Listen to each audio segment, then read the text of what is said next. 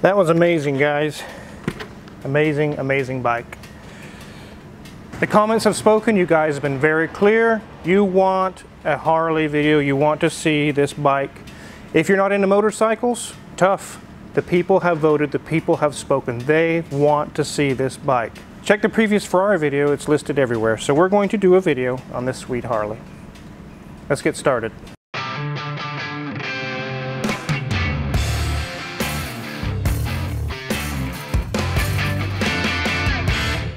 So yes, Mrs. Wizard, I've been cruising this thing. You've been seeing me taking it to work. It is a sweet, sweet motorcycle. Seriously? Yes. Didn't he say the last motorcycle was the last motorcycle? Well, this one's a Harley. You've had one before too. Yeah, and now I have another one. And something about the knees and the hip. Well, a Harley magically fixes that with the vibrations. It's a massaging feature. Really? Yeah. Really? I'm not buying it. Too bad, we already did. Yeah, I wasn't happy. But it's awesome. If you say so. Okay. This is a 1980 Harley-Davidson FLT Tour Glide. No, it does no longer have the big fairing like the Tour Glides did. This is a King of the Highway edition, and somebody in the past has removed the fairing. It's kind of a cool thing that guys do. A lot of people don't like the big fat front end on it with the way the headlight, but I actually really, really love it. This bike actually came from 2 or 3 hours away. I was looking for one of these. They're actually getting really hard to find. An old Shovelhead that's in decent condition. Most of them have been chopped, cut, messed up, and they're sitting in pieces in somebody's garage. I found this one really cheap. The primary was taken apart, the clutch had went out, the clutch hub and everything was damaged. It literally was a motorcycle that was purchased in boxes. I had Crazy D's dad go pick it up for me. He goes and hauls things for me. He brought it back. He was at Car Wizard. I loaded this thing on the trailer and I was actually scared because I just handed the guy the money and all I got was a motorcycle with pieces in a box. Is that what you wanted? I was like, yes, that's totally what I wanted. He was like, okay. As you can see, I've got it fixed up. Everything's running great. It's a fully running and driving motorcycle now. I used to have a 1979, just like in this picture. But that one was not an FLT, it was an FLH. There's some very big differences with the frame and the fuel tank and the way it's designed. We'll take a look around this bike and I'll talk about some of the features, especially some of the things that are different from the FLH. One of the first things that's different than an FLH is this FLT has dual disc brakes up front. And it doesn't have the old style, what they called banana brakes. It has actually pretty decent calipers. This cowling right here is also different from an FLH. It doesn't have the fat boy kind of a look in the front end. It would have had a fairing. You can see the rub marks right here where it's rubbed through the chrome. It would have had the fairing right here. And we had 2 headlights up front. This was added to make it a single headlight.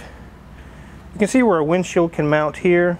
It did come with a windshield, but it was in pretty bad shape. And I actually don't really care for windshields when I'm riding. I like the wind blowing on me. Just not blowing through your hair? Yeah, not blowing through I don't want to mess up my hair.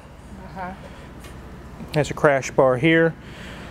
When I bought this, it had some leather style hand grips, and I bought these on Amazon. These are like balloon grips. I know they look kind of weird, but for whatever reason, they fit my hand perfectly. They really are really comfortable for me. This right here is different than an FLH. On an FLH, you have a speedometer and your odometer and a few warning lights right here. But on this FLT, you actually have a dash, you have a tachometer, speedometer, charging gauge, and some lights, turn signal, some warning lights and whatnot. This is also different than an FLH. We have a more modern style ignition, whereas on an FLH it would be down here.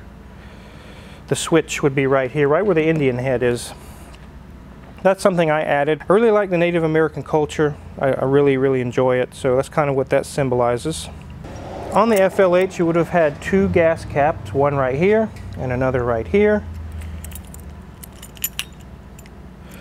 And on the FLT, it's right there, underneath this cover. I guess a fuel gauge or something could go right there, a sending unit, but it doesn't have one. It didn't come with one. There's where you put gas in it. So, Wizard, how do you tell how much gas you have? You just go by the miles. I typically go about 100 miles before a fill up.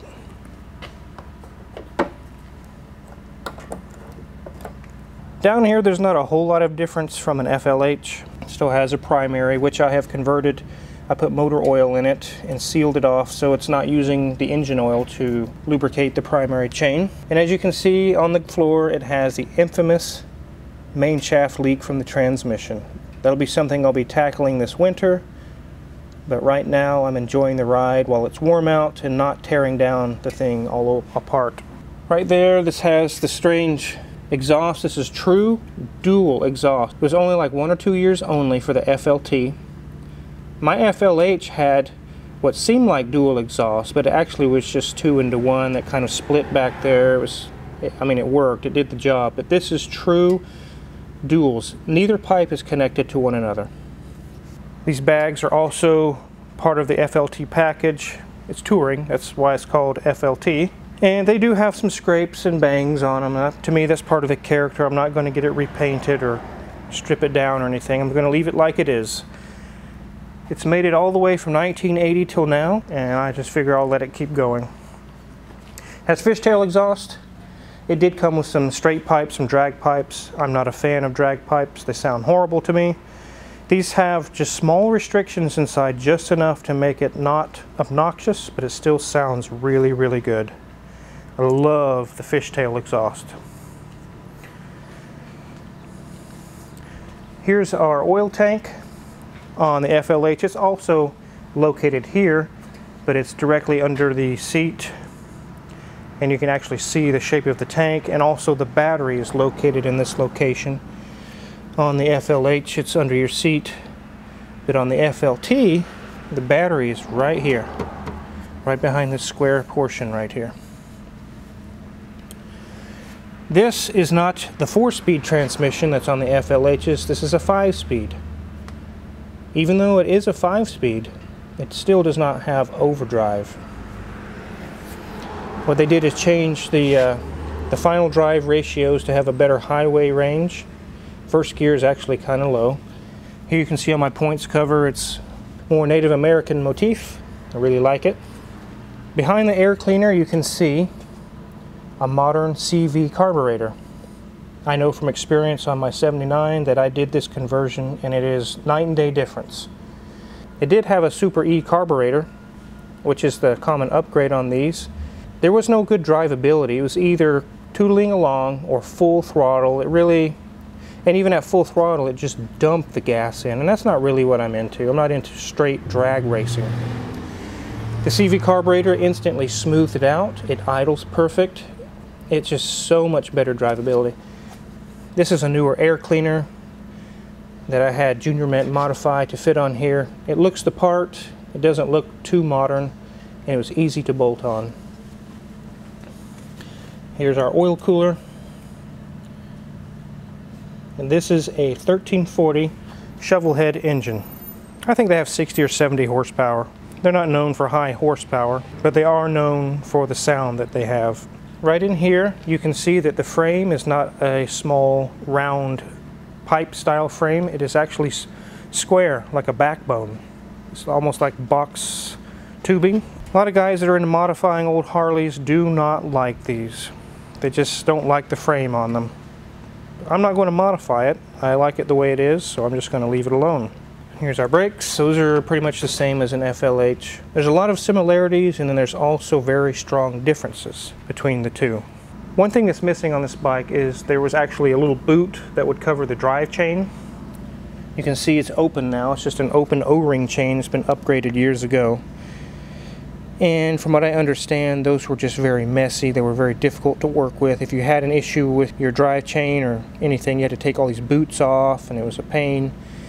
A lot of guys just went to an O-ring chain, which is what's been done here, and I will just leave it that way because it works fine. Right here from where you're at, you can see that this emblem is kind of faded or kind of chipped off, and it's kind of stained right here.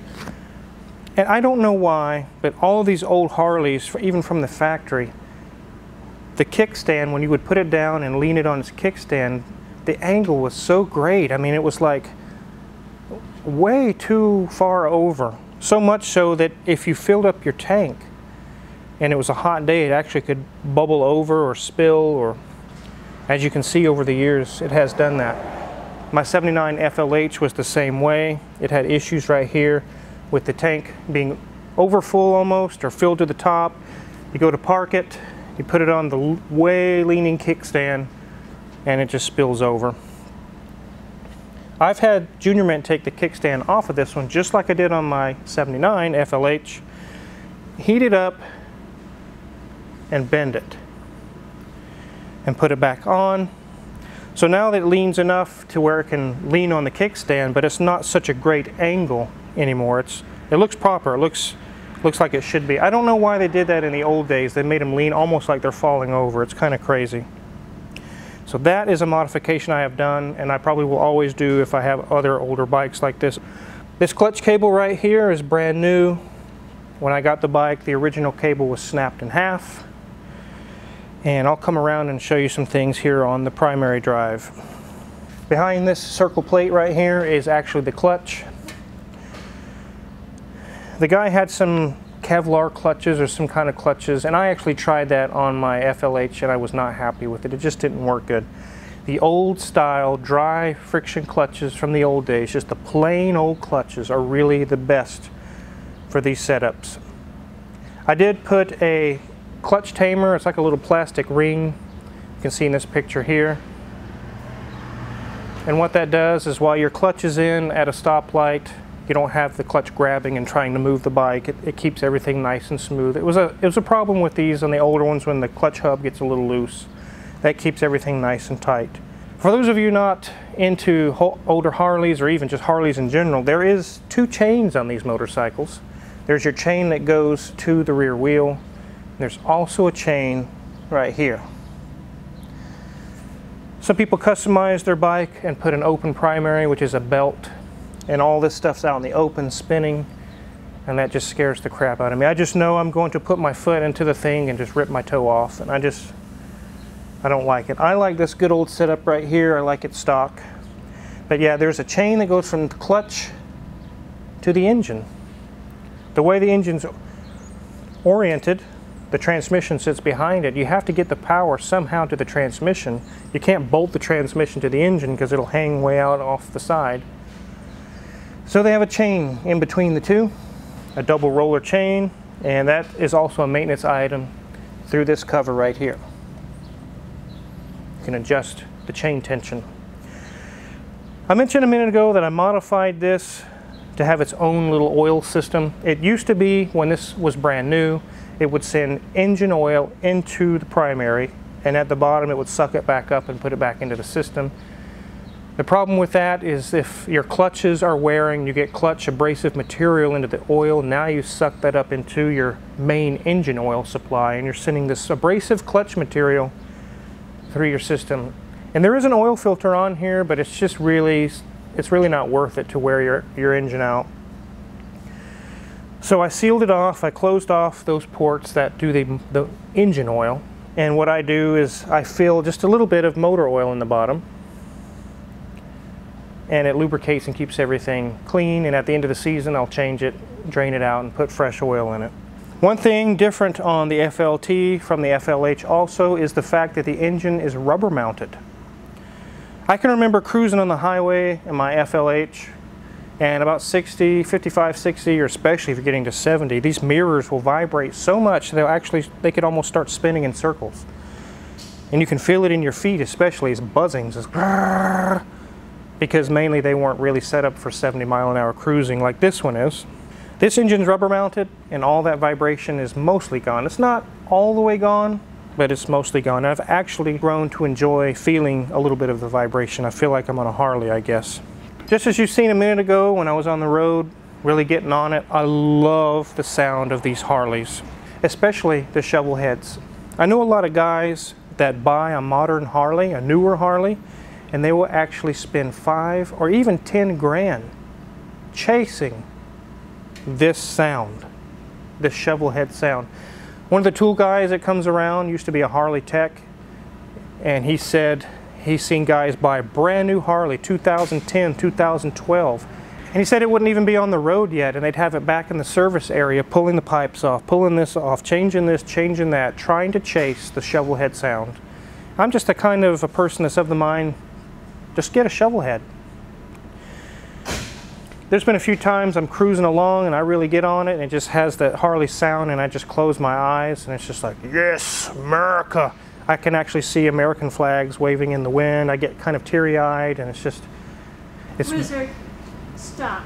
Stop Sorry. with your eyes closed. Keep your eyes open Okay. on the road at all times. Sorry. I just get really patriotic with that. Sorry about that.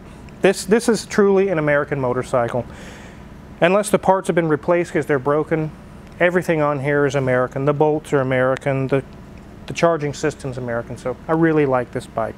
You guys remember that I had a Yamaha Stratoliner, a 1900, and the thing was fast as hell. It was super fast, lots of power. It could almost do a pop a wheelie with so much power. It's almost too much power for me. And it did sound awesome, and as much as I enjoyed it, and as fast as and powerful as it was, it just was like there was an empty spot inside of me. It's like, okay, I finally got a bike that fills that empty spot. I remember from my old Harley that it did fill that spot. And this one does again as well. Look at it, guys. It's a work of art. It's like industrial machine or something. It's just beautiful. I love it. So you guys spoke and you wanted to see a video on this. You got your video. And I know a lot of you guys share the passion of these old Harleys that I do, or you wouldn't have spoke up and said so.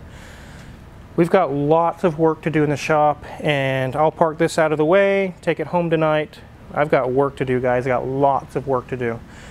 So if you're curious what kind of tools you use in the shop to work on this, Junior Mint used tools that we have on Amazon affiliates to work on this. Check my Amazon affiliates link in the description below. We get a small cut and we appreciate it. Make sure to hit the subscribe button, because there are projects in the works that you can't see in the shop, but you will be seeing a video soon. Thanks for watching.